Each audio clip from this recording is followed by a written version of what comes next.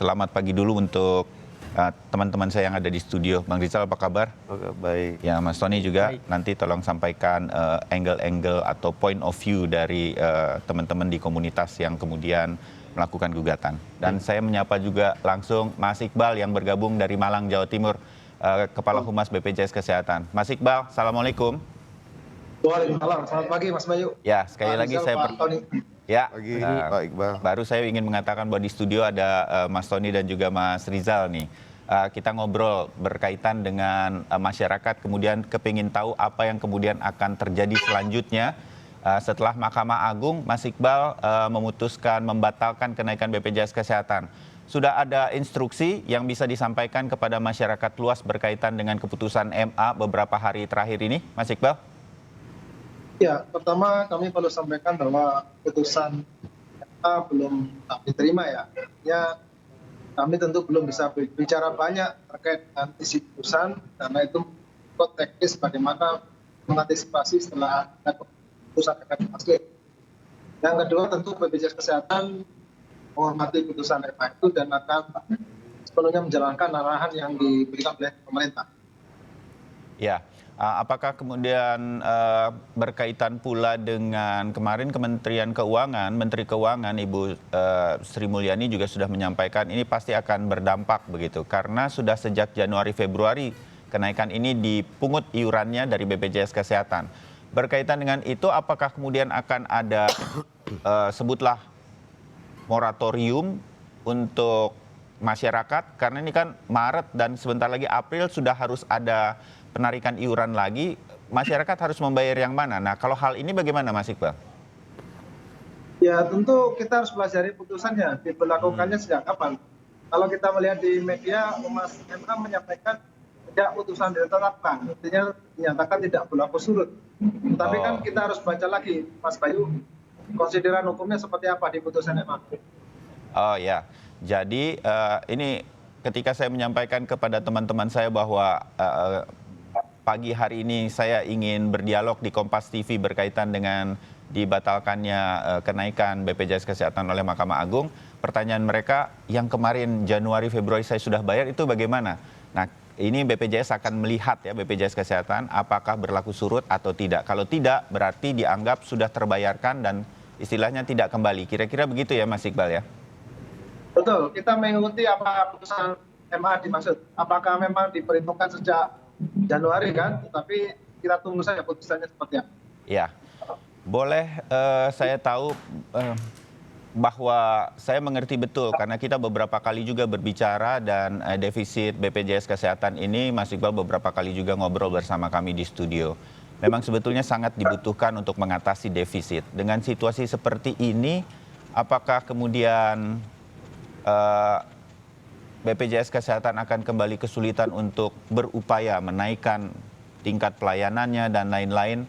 Apa yang akan terjadi Mas Iqbal? Dalam bayangan saja, saya minta sedikit saja berandai bahwa kalau ya ini kemudian harus tidak dinaikkan begitu. Mas Iqbal? Ya, dinamika soal defisit kan terjadi sudah dari 2015. Sehingga ketika kita menggandengkan soal pelayanan ini apakah terpengaruh dengan terjadinya putusan MA ini, tentu kita nyatakan bahwa komitmen pelayanan kita tegas jelas bahwa tidak boleh mengurangi manfaat yang diterima oleh peserta JKN. Itu perlu untuk menenangkan ke masyarakat. Jadi kewajiban BPJS Kesehatan melaksanakan bagaimana program ini bersinergi dengan fasilitas kesehatan untuk memberikan pelayanan terbaik dengan kondisi apapun pelayanan tetap berjalan. Termasuk teman-teman di komunitas penderita cuci darah kan menjadi bagian juga yang mendorong supaya terjadi perbaikan. Contoh bahwa untuk HD sekarang kan tidak perlu harus dilakukan rujukan berulang. Semua sudah pakai simplifikasi dengan rekam sidik jari. Mungkin dianggap masih belum merata seluruhnya, tetapi proses ke sana jauh lebih baik sebenarnya. Ya, baik. Oke. Saya ikut senang dan tenang begitu ada komitmen dari Mas Iqbal berkaitan dengan BPJS Kesehatan akan berlaku seperti apa dan saya meyakini itu. Saya pindah dulu ke studio Mas Iqbal. Saya ke Mas Tony Samusir, Ketua Umum Komunitas Pasien Cuci Darah di Indonesia. Dengan biaya yang begitu besar, orang banyak bertanya kemudian kenapa komunitas ini yang sekali lagi secara pribadi saya beranggapan ini kan banyak terbantu dengan BPJS Kesehatan. Betul. Kalau dinaikkan juga mungkin menjadi prioritas awal-awal bagaimana kemudian saudara-saudara kita yang harus cuci darah ini juga terbantu. Tapi justru komunitas ini yang menggugat. Betul. Kenapa Mas Ton? Iya, jadi harus dipahamin bahwa semua juga orang tahu bahwa pembiayaan cuci darah itu pasti lebih besar biayanya. Betul. Bisa mencapai puluhan juta, bahkan untuk cuci darahnya saja untuk seminggu 2 kali kita perhitungkan itu bisa mencapai angka 10 juta. Ya, ketika iuran naik sekalipun, ketika di angka 1 juta pun naik per orang per bulan, kami akan tetap memaksa untuk sanggup membayar iuran BPJS Kesehatan. Karena dipastikan angka 10 juta lebih besar dibandingkan angka 1 juta. Mengerti. Tapi pertanyaannya, ketika iuran ini dinaikkan menjadi 100%, ya, bagi orang yang tidak mampu, ya, yang terkena PHK, yang sudah tidak bekerja, yang pengangguran, tentu itu akan semakin kesulitan. Angka 1 juta dengan angka 50.000 itu sama besarnya bagi orang miskin, bagi orang yang pengangguran, karena sama-sama mereka tak punya duit. Apakah tidak ada cara yang lebih elegan lagi pemerintah dalam menaikkan iuran atau Mengatasi defisit BPJS Kesehatan. Tapi tidaklah 100%. Artinya ini kan kebutuhan hidup dasar ya. Salah satunya adalah kesehatan. Ya, kesehatan adalah hak setiap warga negara dan beralih menjadi kewajiban warga negara ya. Untuk negara dalam menjamin pelayanan kesehatan kita. Jadi teman-teman di komunitas ini merasa kalau 100% itu dibandingkan kemudian dengan saudara-saudara yang lain itu tentu akan sangat berat lagi. Betul. Begitu. Jadi andai kata ada kenaikan atau cara lain begitu. Kalaupun kenaikan ya jangan sampai 100%. Saya menangkap itu.